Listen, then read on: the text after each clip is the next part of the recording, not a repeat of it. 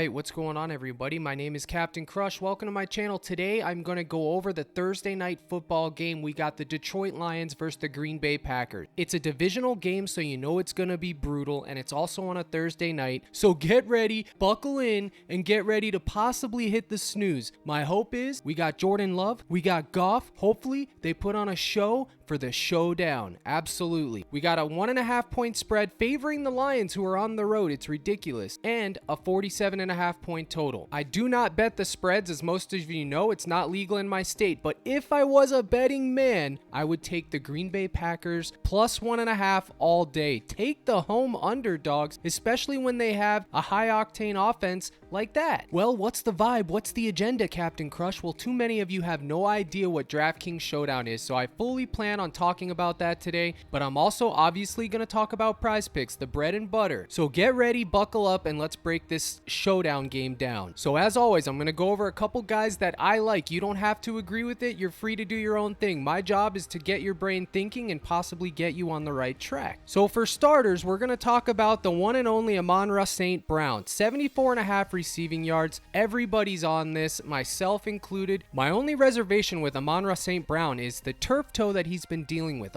Supposedly they did something with his toe and he's absolutely dealing with a toe injury, but guess what? He's still crushed. He's had this issue for last game, but even then, through 3 games, he has 28 targets, 21 receptions, 275 yards total, and 245 air yards, which means that he's getting a decent amount of yards through the air. He's got 82 yards after the catch, which is beautiful. That is an amazing number, and he has 1 touchdown with an average depth of target, which is 8. Remember, I talk about that a lot. That's ADOT. That's very important. It's how you can know who's at risk for little dump-offs and who's a deep threat. That is how you can win these slates, getting the deep threats right. Quez Watkins, anyone? Those are the type of things that win a DraftKings Showdown slate, and that is what I'm here to do, to get your brain thinking like that. So we have Josh Reynolds, who played 2 games. By the way, I'm calling this out, PrizePicks. I'm calling you out because I had him in my main Sunday slip. Josh Reynolds receiving yards, and he absolutely did not play the game. He was at like 30-something receiving yards. I had him in my slip. He DNP'd. They didn't DNP him on PrizePicks. On ESPN and NFL, it shows that he only played 2 games. On PrizePicks play-by-play, supposedly he came in late in the 4th, garbage time, when the game was over, got a penalty for 1 snap, and they counted it as a play. Absolutely insane. You hate to see it. So I'm taking him off there. We already know we're going with Amon-Ra St. Brown. I talked about his opportunity, and opportunity is what we like. The Packers have a pretty decent defense. They've given up just 373 yards through the air through 3 games. They're averaging 124 yards a game given up. That's not really terrible. That's not that bad. I mean, when I think of the Packers in my mind, I just think they're absolute garbage, but they're really not. So I'm definitely going to be taking St. Brown. You're not going to get me off him, even with the turf toe. I showed you that he has opportunity. The other side of that coin, if you're thinking about taking under on him, you need to be thinking the Lions are going to get an early lead and ground and pound and chew the clock, but they're on the road. I don't think they're going to do that. I think this game should be scoring a lot of points. I just saw the Packers beat the Saints. They won by a point, but they still won. So I'm going to absolutely be targeting some of these Packers as well. Jordan Love comes to mind. I don't really know what I'm going to do here. Listen, there's so many question marks. Watson coming back? Is Aaron Jones coming back? Both of those guys are questionable with hamstring, and hamstring injury in the NFL is absolutely critical, crippling, and bad. Anytime I see somebody with a hamstring injury, I'm literally looking the opposite way. I lose interest quick. Now, if Watson and Jones were to come back, all bets are off. I have no clue what I would be doing there. I most likely would be targeting Aaron Jones. But if the Lions are going to put pressure on Jordan Love, which I think that's what they're going to do, if I was the coach, my job would be to pressure the rookie quarterback. I think that's going to force him out of the pocket. He should get a lot of attempts rushing. Last week, the Saints did that. I believe he had 9 rush attempts, and he should be able to get 16.5 rush yards. His season average will probably end up being 3 to 5 rush attempts in the end when it's all said and done. But if he gets 3 to 5 tomorrow, I think he gets 16.5. So I'm going to take that.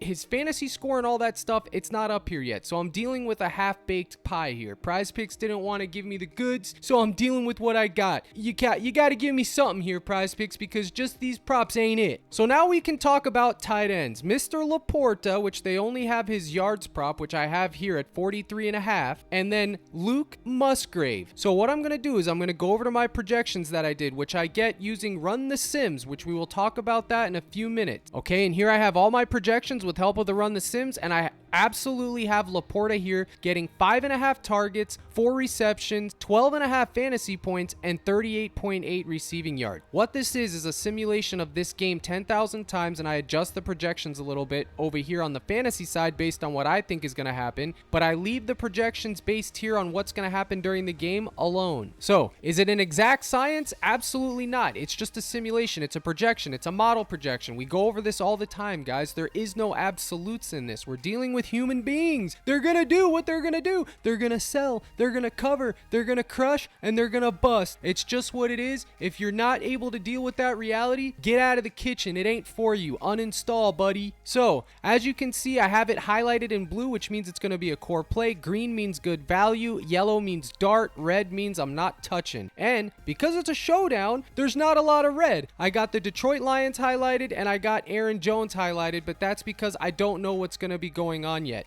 I'm assuming if he comes back, he's on a limited snap count. I have to wait and see, but if he comes back and he's on a limited snap count, I'm not going anywhere near him. So I wanted to keep this on topic. Let's talk about Laporta. He has 4 reception upside, but I will be targeting his either receptions, whatever the line is on PrizePicks. I'm hoping it's 3.5. If it's 3.5, I'll hammer it. And his fantasy score, I have him going for 12.5. If his fantasy score is at 9 to 10, I'll hammer it. The one thing I don't like, his receiving yards 38. I don't really like that. As you can see on PrizePicks, it's 43.5. That's a 5-yard discrepancy. That's enough to keep me away. I'm not saying that he can't get 43.5 receiving yards. He absolutely can. But the big play that he broke last week was a big play. He's normally going to get dump offs, little dunks for about 5 to 7 yards on average, okay? But like I said, I will be targeting his receptions or his fantasy score, whichever they put out, depending on what it is. If you don't put anything out there, I guess you could take his receiving yards if you're hell bent on it. And another proposition,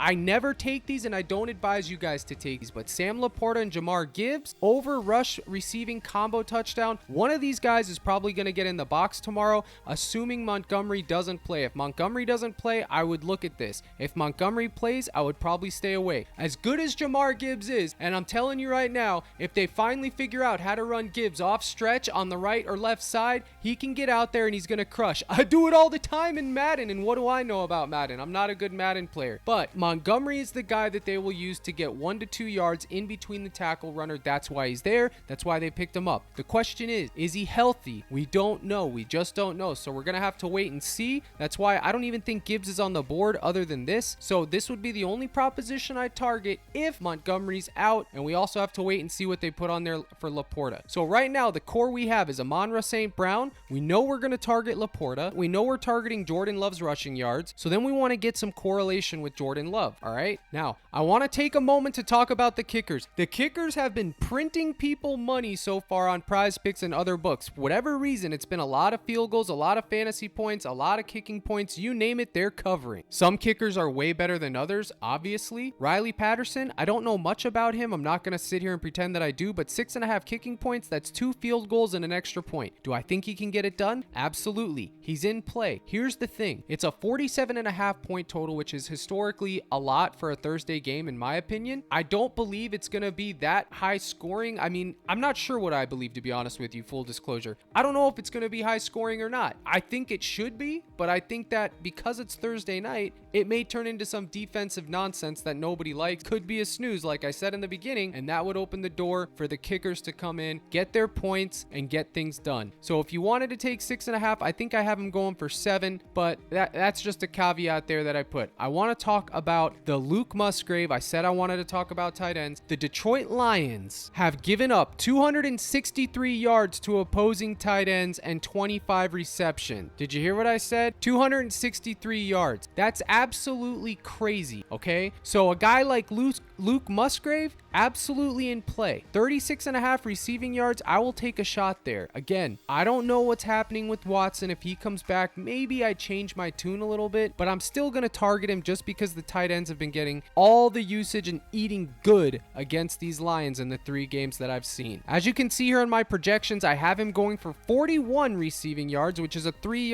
to 4 yard discrepancy over. I have him listed as a core play. I have him going for right around 9 fantasy points, 5 targets and 3.9 receptions. I will be targeting him, Laporta, and the last guy that I want to talk about, actually there's 2 guys that I'm going to talk about, Jaden Reed and Romeo Doubs. Both of these guys are getting it done. 50 yards for him, 54 yards for him, 13 fantasy points, 12 fantasy points. Again, these are just my projections, but I want to show you their history, okay? 20 targets for Reed, 20 targets for Doubs, 9 receptions, 11 receptions, 148 yards, 129 yards. These are the 2 numbers that stick out like sore thumbs. 251 air yards and 238 yards. Yes, please. Can I have another? 47 yards after the catch, 23 yards after the catch, 2 touchdowns, 3 touchdowns, 12 and 11 average depth of target. You can literally sub one of these guys in for the other. So what I'm going to do on Draftkings is take the discount. They're negligible numbers. 238, 251, 129, 148, 9, 11, 20 and 20, 2 touchdowns, 3 touchdowns, average depth of target, 12 and 11. They're literally the same numbers, guys. So my point is when we get to Draftkings, you can take whichever one is lower priced, and that would be the one you want to go with. As far as PrizePicks goes, I will be targeting Jaden Reed, more 37.5 receiving yards. Again, if Watson comes back and Jones comes back, that's a fly in the ointment, but 100% I'm taking Jordan Love rush yard. I'll be taking Amon-Ra St. Brown. This will probably be my primary 2-man. Then after that, I'm going to add in Musgrave. And then when Laporta gets his receptions or his fantasy score, I'll add that in. And the last guy that I'm going to talk about for PrizePicks pretty much is going to be the one and only Jared Goff. Listen, Jared Goff is him once in a while. He'll be him. Let's be honest. The dude scores points. I'm talking about for fantasy purpose, folks. Okay, a lot of people need to understand something. I cover fantasy sports. So when I talk about a player's role in offense and how good he is, I'm referring it to his ability to score fantasy points, okay? You Justin Fields truthers, all right? That's what I'm talking about. So Jared Goff can literally get 254.5 pass yards anytime he's on the field. He's done it a lot, all right? Atlanta was playing stout defense, putting pressure on the man, and he still was able to walk away with 243, and that game wasn't really anything to write home about. Seattle, 323. The Chiefs, 253, okay? Again, the Chiefs game was a Thursday night game. The reason I'm not going to target his passing yards here is because it's a Thursday night game. What I would target if I'm going to touch Goff would be his fantasy score, which they don't have yet. I don't know what PrizePicks is doing, or his 1.5 passing touchdowns. I would go ahead and take a chance there. So if you want to correlate Goff with Brown in a slip, you can. All right, and I'm going to go back over here to my projections real quick and show you I have him for 251, which is 3 yards less than the number that is on PrizePicks. So you could flirt with the under there, but I don't like it. So I'm not going to take under, like I said. All right, 17 fantasy points. I think that's good. I think his PrizePicks fantasy point line is going to be 16.5. So I will probably be targeting them. All right, so if you want my projections, if you want my fantasy point projections, you want to see these simulations, you have options. You can come in and join my Discord, which I talk to you guys about all the time. You go to captaincrush.net, which is here. You'd click the gold package. It's $25 a month, but if you get the 6-month package for NFL and NBA, I think it's $125 for 6 months, which is $25 off. It's good. I give you all my picks for the day, which are hit or miss. I mean, they're 54% at the end of the year at best. That's just how that is. I teach you guys the process, and I give you guys answering questions all day in live streams as much as I can. But more importantly, it'll give you access to a Discord server that I'm in 24/7, and it also lets you talk to all the guys in there. I have guys that cover esports, PGA, MLB, NFL, everything on top of myself. So that is good value. I don't care what anyone says. You also get all my thoughts for NFL and NBA coming up. I'm telling you guys, it's a good bang for your buck. So now I'm going over here to Draftkings, and some of you are so lost when it comes to Draftkings. It's intimidating. I get it. It's confusing, but I'm going to sit here and try to make this as easy as I can for you guys. It's a showdown, so it's only one game. The idea, you pick a captain, you get $50,000, you build your lineup.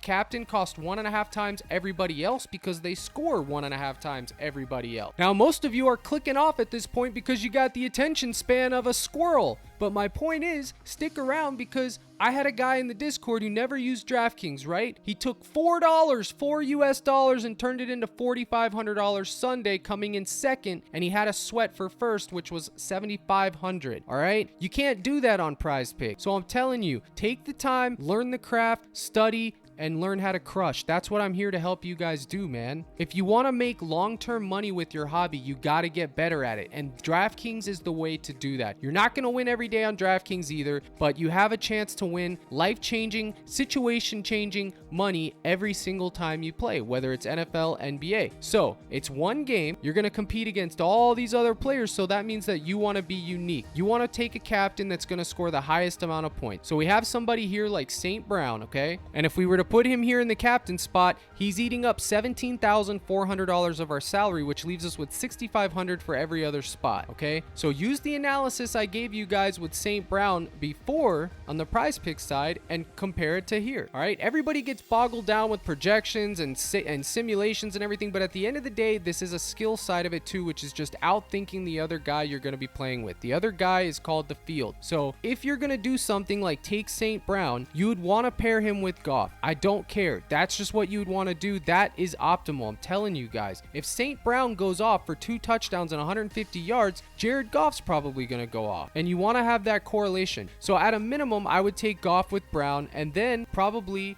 Laporta. This is probably going to be one of the most popular builds, and you have to factor in ownership, but when we're dealing with a one-game showdown, I don't really care so much about ownership, if at all. You have it's going to be the people that win, or they're going to be overweight on their core, and their core goes off. It's that simple. And by core, I mean your top 3 plays, and then you have your darts. What are your darts? Your darts are going to be guys like Zonovan Knight, Wright, Turi, things like that. These $200 players like Kraft and some random touchdown that could happen. You have to take exposure to those guys for multi-lineups. But for one lineup, I wouldn't even go there. You can put in the kicker we talked about, Patterson. You can literally take any of these guys. But what I'm here to do is talk about if this is your core, which I assume this is going to be the most popular core there is, all right? Make sure that you get different on the Packers side, okay? But the most important thing you can do is pick a game script and go. That is how you win a showdown. Are the Lions going to be playing from behind? Are they going to be passing a lot? Are the Packers going to be playing from behind? Are they going to be passing a lot? Is it going to be a shootout? Is it going to be a defensive slog? All of those things need to go through your brain, and that's how you can figure out how you're going to win a showdown. Attack the slate like you would a chessboard. That is what this is. It's chess with players called fantasy sport. Okay, and if you want to attack the Packers side, what I would do is put Jordan Love at the captain. Yeah, it's crazy, right? But that's probably what I would do. And then I would pair him with Musgrave and Reed, or Reed and Dobbs, one of the two. That's what I would be doing. I'm not going to be putting Gibbs or Montgomery in the captain this week. I'm not putting any defense in the captain. Listen, I understand how frustrating it is when you look at